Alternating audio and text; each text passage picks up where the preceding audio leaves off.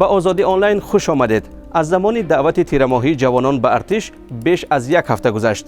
در این مدت مقامات بعضی از ناحیه‌های تاجیکستان از اجرا شدن نقشه خبر دادند. در ضمن در روز نخستین دعوت تیرماهی مسئولین شهر اسفره اعلان داشتند که نقشه دعوت را در همگی یک روز پورا اجرا کردند.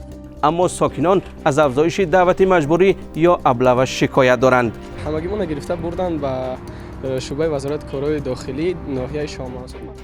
به دست ما نیز ویدیویی رسید که مؤلفش میگوید در محله کلخوزی رسیه شهر دوشنبه ثبت کرده است.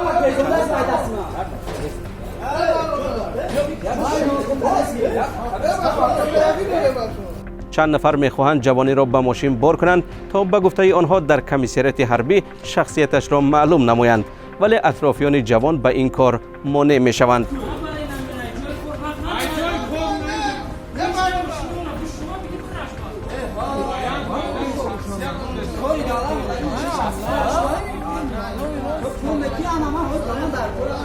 مقامات تاجیکستان وجود ابله را اعتراف نمی کنند. آنها میگویند که تنها در صورت سرپیچی جوانان از آمدن به کمیسریت حربی ماموران میلیسا حق دارند که آنها را مجبوری حاضر کنند. حالا فکر دارم که این موضوع باید به حاشیه نرود. این موضوع حتما مورد بررسی قرار بگیرد، حتما خصوصیت عمومی پیدا کند. دوام یک هفته آخر درباره دعوت مجبوری در وبسایت رادیوی آزادی نیز بحث ها زیاد بود. در پس منظر ویدیویی به ابله افتادن خبرنگار ازیا پلیس عبدالله غربتی. بغیر از من جوانان دیگر هم بودن در اونجا. مکتب جوانان بودن که حالا مکتب میخواندن، جوانان بودن که میگفتن ما علاقه خدمت کردگی هستیم، نامی همون کسی که خدمت کردگی هستن همون هم میگفتن. کاربر با نام بیگانه در سامانه رادیوی آزادی نوشته است این شکل کار جنایت است و باید طبق بندهای آدمروایی یا به طور مجبوری از آزادی محروم کردن شخص دیگر به جوابگری کشند. تاجیک پرسیده است از سربازان مجبوری چه امید داشته باشند؟ و افسوده است مردم میگویند سگ را مجبور به شکار بردن نمی شود. نخود ابله‌چی ها همین را ندانند یا میدانند و ناچار هستند.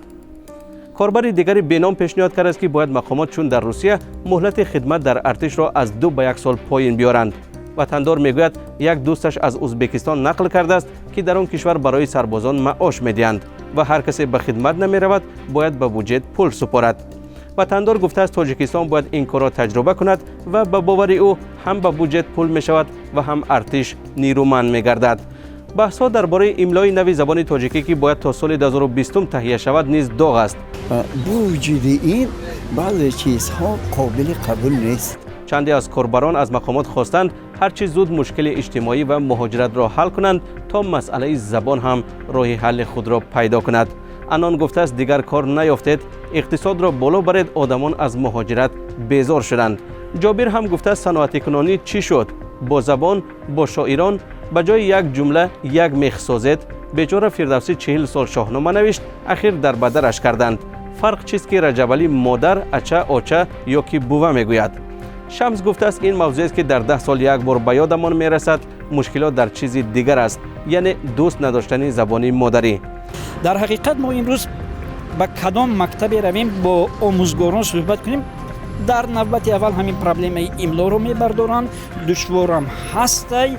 بنام گفته است یک ما در تاجیکستان هستیم، 3 سال دیگر در روسیه و از کجا زبان تاجیکی را یاد بگیریم. 2 کلمه که میدونستیم همان هم از یادمان برآمد و رفت. با این بحث‌ها در سامانه رادیوی آزادی و صفحه‌های ما در فیسبوک و اینستاگرام همراه شوید. در آخر یک ویدیوی دیگری داریم که از روسیه فرستادند و از لحظه تازه کردن باغ‌ها از خزان در شهر مسکو. مؤلف ویدیو میگوید تا زمان ریختن برف این یک بخش کار آنها خواهد بود. اینا سلام علیکم غریب بچه‌ها. اینا وقتی کاربری دورنیکو سر شدک. اینا احوالی دورنیکی. اینا اینجا را 3 بار 4 بار توزیعش میکنیم. اینا شاور سحر با اینا ریخته. اینا خیلی. شما هم فرستادن ویدیو و خبرهای خود را به ما فراموش نکنید. به این رقم‌هایی که می‌بینید ایمو و وایبر و واتساپ و تلگرام داریم. تا برنامه آینده، خدا حافظ.